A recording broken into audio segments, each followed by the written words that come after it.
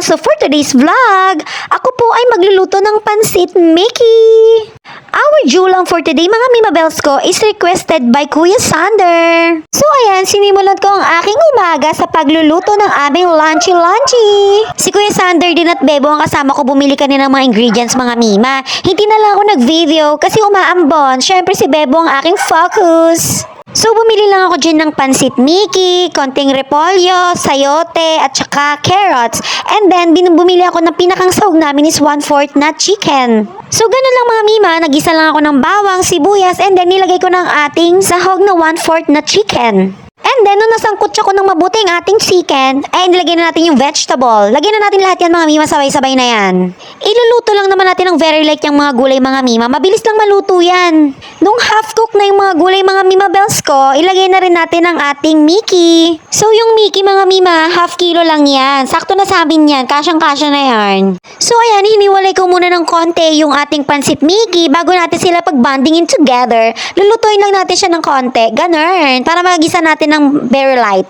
After natin mapag-bonding together, ayan, mekos-mekos naman mga Mima. Pagkatapos niya, takpan mo na siya and then wait ka na lang until mag-cook. And then finally, our finished product, the yummy pansit Mickey! After kong maluto yung pansit Mickey, nagpunta naman ako sa aking asawa. Nagkakatay kasi siya dyan mga Mima ng pabo. Pabo yan nila mother, pinakatay lang ni mama kay Pepsi. Kasi nga mahina na kumain mga Mima, bago pa mategi bells, katayin na bang hindi pa siya skeleton, ganun. Pero actually, papunta na nga siya dun mga Mima kasi ilang araw na to hindi kumakain. Kaya ganyan, payat na siya, medyo payat na. Marami kasing pabo sila mother mga Mima. So kapag ganyan na mayroon nag-aalangan, yung bang hindi na kumakain or matamlay, pinapakatay agad ni mother kaysa mamatay, edi hindi na pwede katayin yung double dead ng tawag doon, di ba?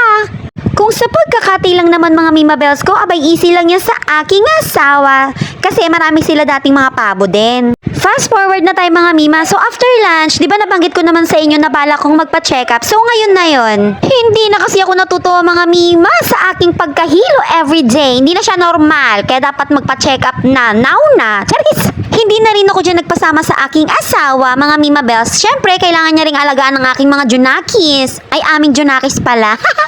Dumaan din pala ako sa bahay nila mother mga Mima Bells ko bago ako magpa-check up kasi nga gagamitin ko yung tricycle nila. And then magpapabili daw si mother ng kanyang cravings again na palabok. Kaya ayan, habang ako'y naghihintay sa kanya, inaura-aura ko muna Mga Mima, hindi ako nagpasama sa aking asawa pero nagpasama ako sa aking best friend na si Erica Paula.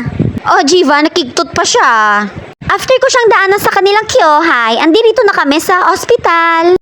Papunta kami yan mga Mima para kunin ang aking record tapos nagtatawanan kami niyan. Paano sabi ni kuyang nasa front desk, ay akala ko mga Inglesera. Nagulat ako biglang nagtagalog, mukha daw kaming turista.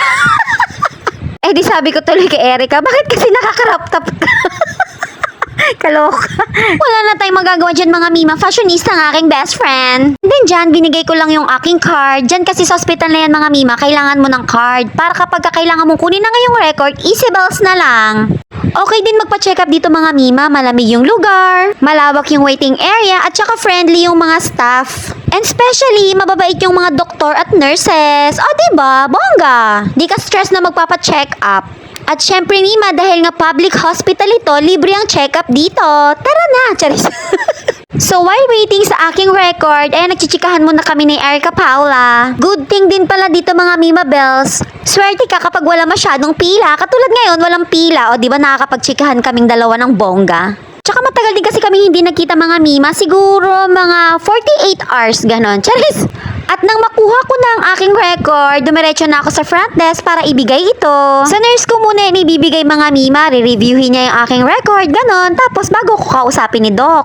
So dyan may konting interview lang mga Mima kung kailan yung last kong regla, kung gaano kadalas sumasakit yung ulo ko. And then inutusan ako ng nurse na magpakuha ng aking urine and blood test. Pero syempre kumuha muna ako ng aking urine mga Mima bago tayo magpunta sa cashier. Yung bottle na paglalagyan ng urine mga Mima Bells, bibilin mo lang yon. Pero don't worry Actually, 10 pesos lang naman siya. After kong magbayad sa cashier, dumiretso na kami ni Erica sa laboratory para ibigay ang aking urine and magpapakuha na rin ako ng aking dugo for my blood test. Ayan ang mga mima, tutusukin na ako para kuhanan ng dugo. Kaloka, tumanda na ako ng ganito. Takot pa rin ako sa mga ganyang karakarayom. Sus ko po. Hindi na nga lang ako tumitingin mga mima at baka pag makita kong tutusukin na ako, mailayo ko pa ang aking daliri. Sus ko po. Baka mabad trip pa sa akin si kuya. Pero kahit alam ko naman na tutusukin ako ng karayom dyan mga mima, abay hindi ko pa rin talaga maalis ang magulat. Sabagay karayom yan, ano bang in-expect mo? After kong makuhanan ng dugo at ipasa ang aking urine, sinabi sa akin ni kuya na balik daw kami after 1 hour. So may nakitang scramble dito si best friend, sabi niya mag-scramble daw muna kami. Eh di sabi ko for the go. So ayan, bumibili ng aking best friend. O diba ako nag-aya sa kanya pero siya pa rin naman lilibre sa akin. Thank you girl. Niyatanong niya ako dyan kung anong kaya ko, kung 50 pesos bar 20 pesos. Sabi ko 20 lang, kaloka ka. Si mga mima malaki na yung 20 pesos, nagulat nga ako. Akala ko yun yung 50 pesos. Tapos yung gaparanggot lang dun yung 20. Pero nagulat ako yung malaki, yun na pala yung 20. O di, perfect! Habang kumakain kami ng scramble, tumambay muna kami dito sa labas mga mima bells. At saka mga mima, pinagpaplanuhan namin kung paano namin hahantingin si Kibuloy. Di ba mga mima, meron siyang 10 million ransom? O di ba pagkakataon na namin yumaman? Tatawa ako. Pinag-iisipan namin mga mima kung saang bansa kami mag-uumpisa. Kaso mga mima, pinoproblema din namin kung saan kami kukuha ng pera. Panggasto sa paghahanap kay Kibuloy. Hindi, charis lang yung mga mima bells ko. Pinag-uusapan talaga namin dyan kung saan kaya nanggagaling yung pagkahilo ko, kung bakit nadadalas yung pagtaas ng aking dugo, at kung bakit broken hearted na naman ang aking BFF na si Erica Paula. Charis lang, sorry girl. Diyan pala mima, habang nag-video ko, natatawa ko kasi may bata na nakatingin sa amin. Ay, hindi naman siya totally bata. Siguro mga 16 ganon or pataas. Tapos ito namang si Erica kaloko, sabi niya doon sa may bata, huwag ka nang magtaka dyan pate kasi vlogger yan. Gago ka girl. Sabi ko naman, huy girl, ano ka ba? Nakakahiya. Baka mamaya i-follow niya ako. Mimilen Vlogs lang naman ang aking pangalan sa Facebook. Actually mga mima, yung usapan na yun habang sineset up ko yung camera sa harap namin ni Erica. Sayang nga, hindi ko nakuhanan yon. Oo nga pala mga mima, shoutout nga pala kay kuyang nagtitinda ng scramble. Ang generous niya magbigay ng gatas at chocolate ha. Type niya siguro tong kasama ko na kanina pa din nakatitig eh. At saka diba, ang laki ng 20 pesos nila. Yan sinasabi ko sa inyo, nakala ko 50 pesos. O diba, sulit na yung 20. After ng isang oras mga mima, bumalik na kami sa laboratory para balikan ang aking lover suit.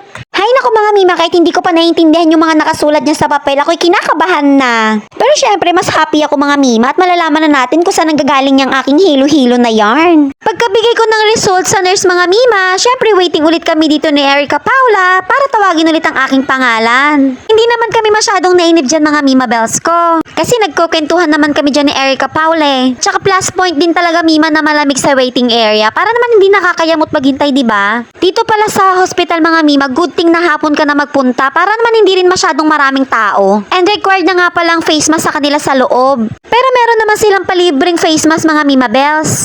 And then finally, after 30 minutes, tinawag na rin ako ni doktora. So dyan, tanong-tanong muna siya sa akin kung saan banday sumasakit sa ulo ko kapag ako ay nahihilo. So sa katulad dati, normal naman ulit ang aking dugo mga mima bells. Pero doon ako sa urine nagka-problema mga mima. Nagkaroon daw ng infection ng aking ihi. So in short, meron po akong UTI. Actually mga mima, nagulat ako na UTI yung sakit ko. Well, kumakain naman ako ng mga maalat na pagkain like chichirya, mga mamamantikang pagkain, nagsa-soft drinks din ako. But, in moderately lang mga mima.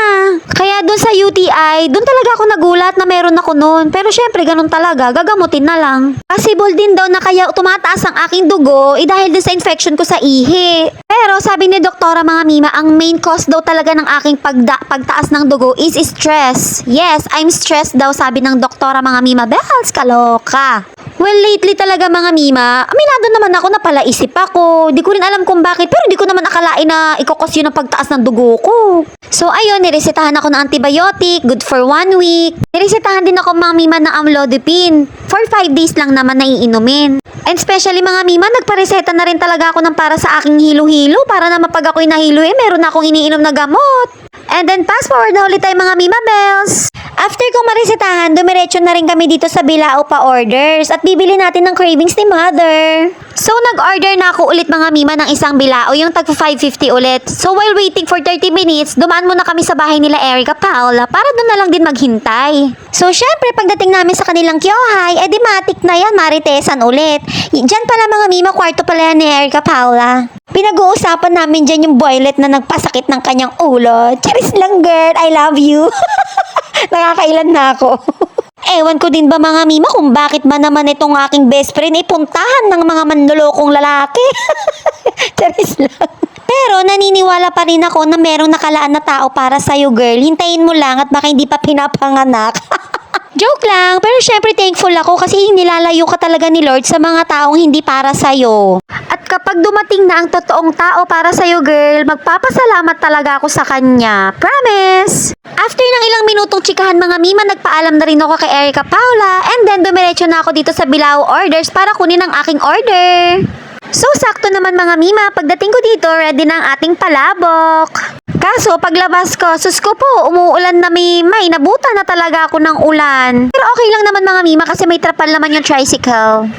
At para hindi rin naman masayang ang aking lakad, dumaan na rin ako dito sa grocery para bumili ng konting panabit sa aking mini store. Malapit na lang din kasi ito mga mima sa aming barangay, kaya dumaan na lang din ako. Tumila na rin naman ang ulan dyan mga mima, kaya naman no problem na rin. Pagkatapos ko mag-grocery mga mima bells ko, dumiretso na rin ako sa bahay nila mother para ibigay ang kanyang palabok. O Jiva mga mima, cravings ni mother, lahat makakakain. Bongga! Syempre mga mima, bago ko dumiretso sa bahay nila mother, dinaanan ko ang Kuya Sander para naman makapagmerienda rin ng palabok. Kasama din namin sila ate and Sinya. Hindi pa pala nakakabalik ng Manila sila ate mga mima, pero next week sure na kasi pasukan na po.